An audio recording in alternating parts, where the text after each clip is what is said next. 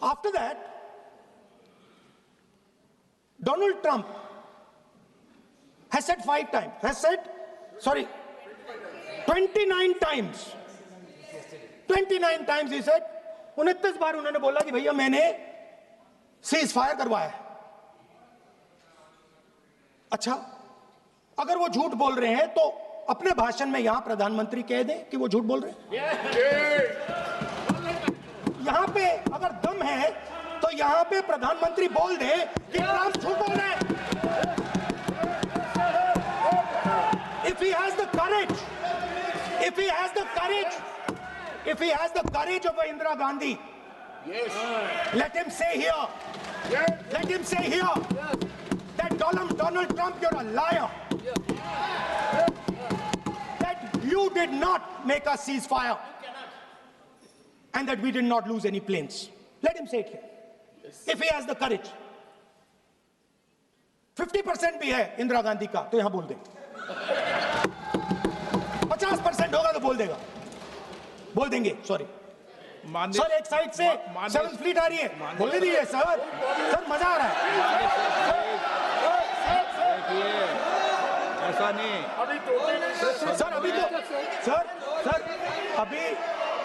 Sir अभी तो मैंने ओपनिंग नहीं किया सर, आपका समय अभी तो मैं सेट हो रहा हूँ। समय आपका कम है, अभी सेट हो रहा हूं सर, थोड़ी ढील दीजिए।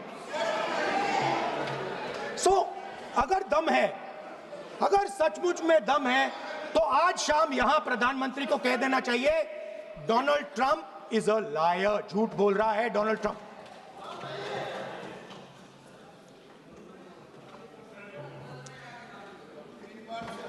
सर, एक नई चीज चली है, एक नया शब्द चला है, new normal.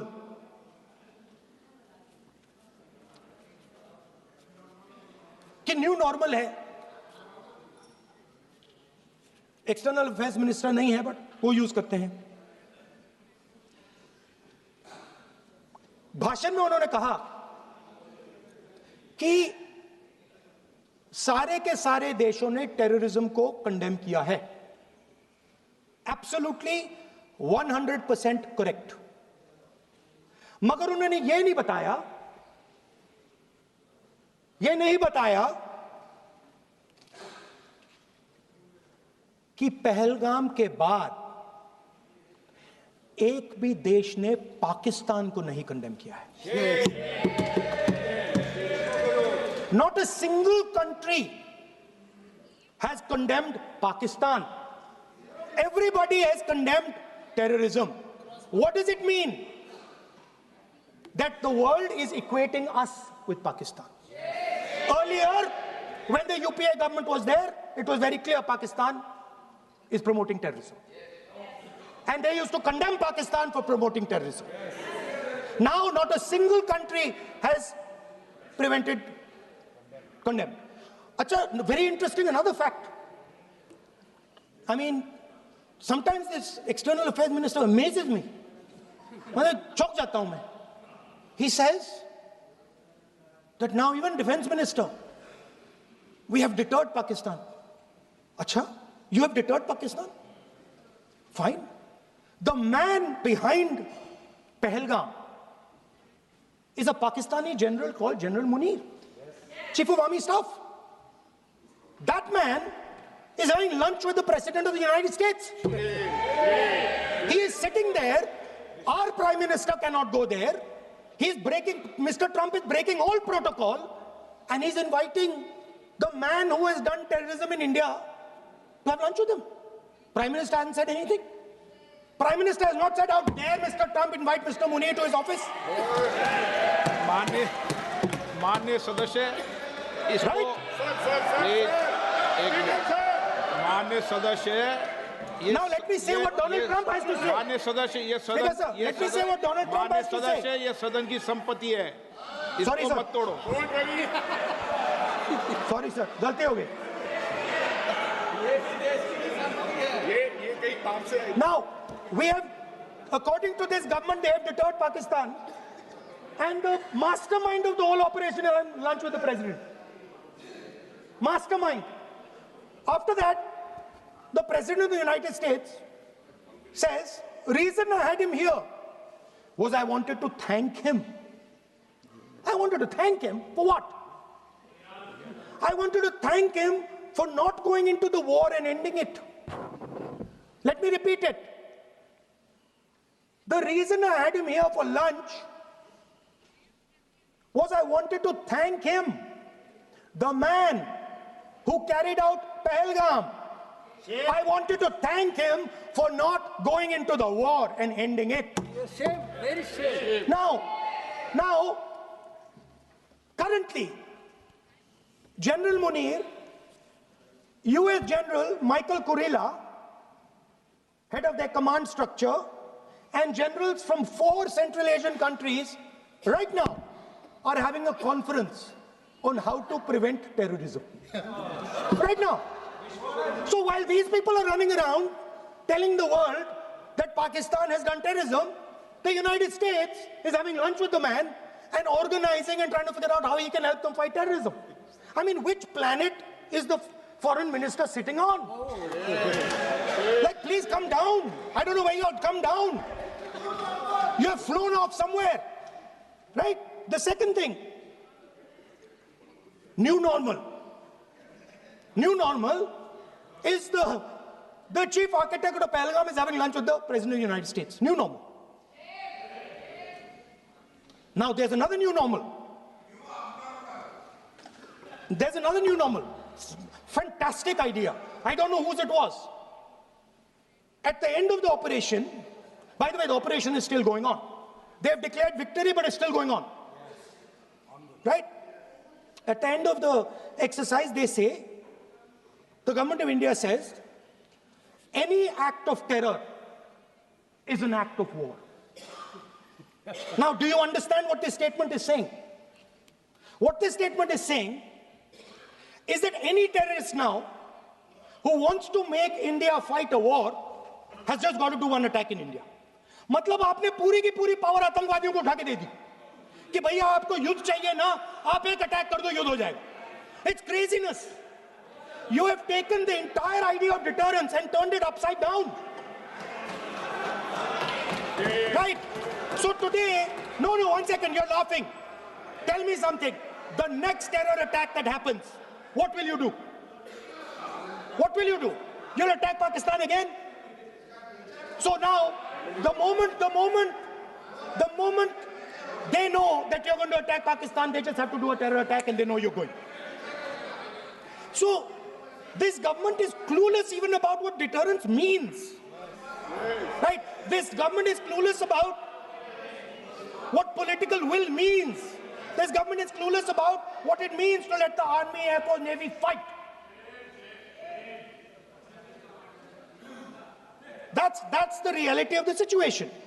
Now, I said in this house, standing right here, about 3-4 months back, and they laughed at me.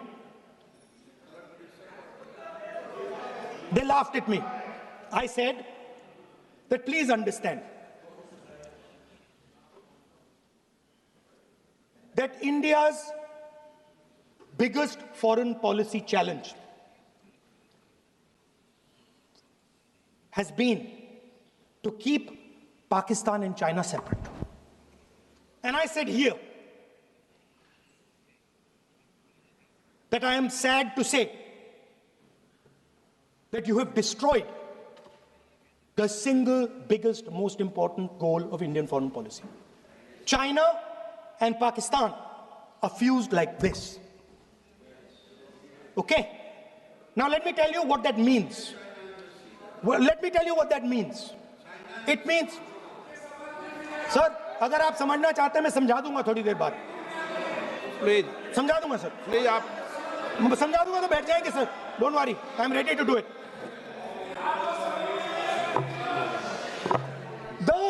What happened actually, the truth of what happened, because I have to say that.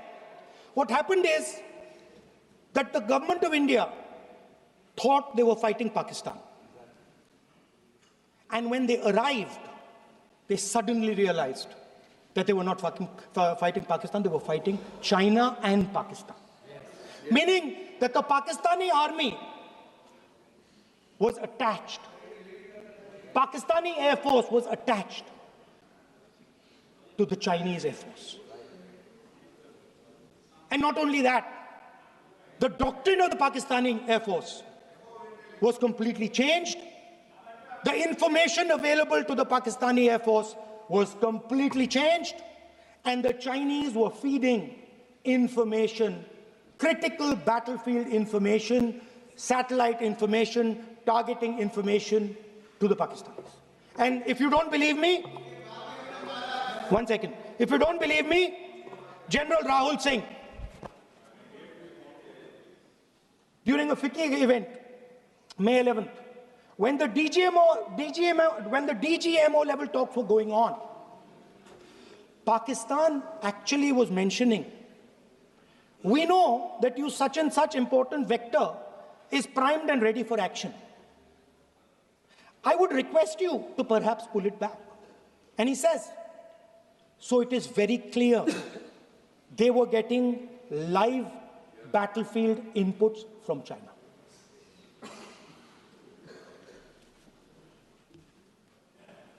If you had listened to me here, you would not have lost those 5 planes. If you had listened to me and you had said that yes, the Chinese and the Pakistanis are fused,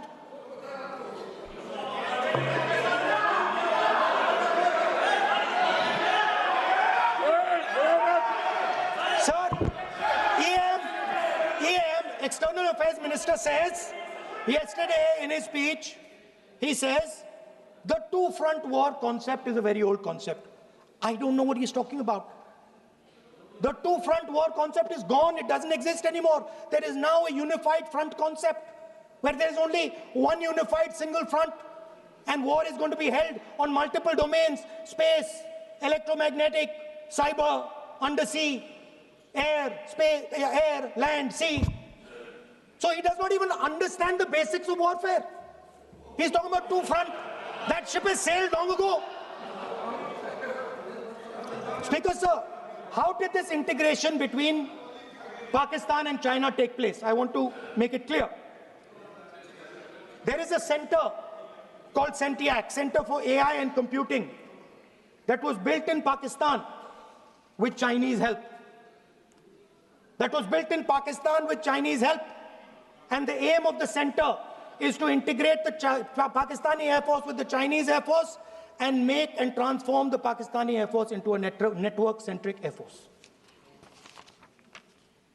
Speaker, sir, as I speak, and since 2021, Pakistani officers, strategic officers have been embedded in the PLA's Western and Northern Theater Commands. They're sitting there, coordinating.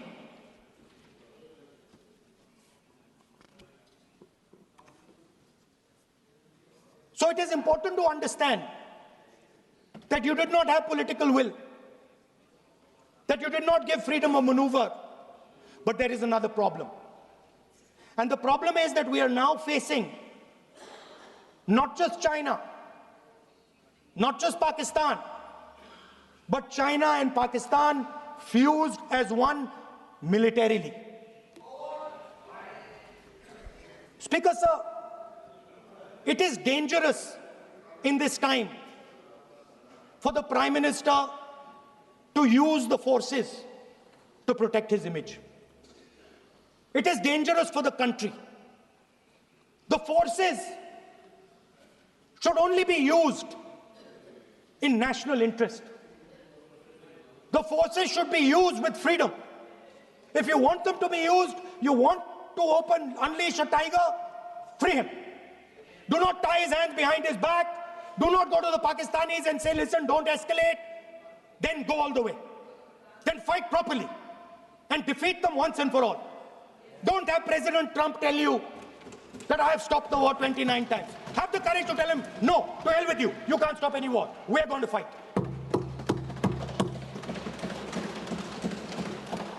Speaker, sir, there is also I don't mean to keep mentioning External Affairs Minister, but it comes up because he's central to this discussion.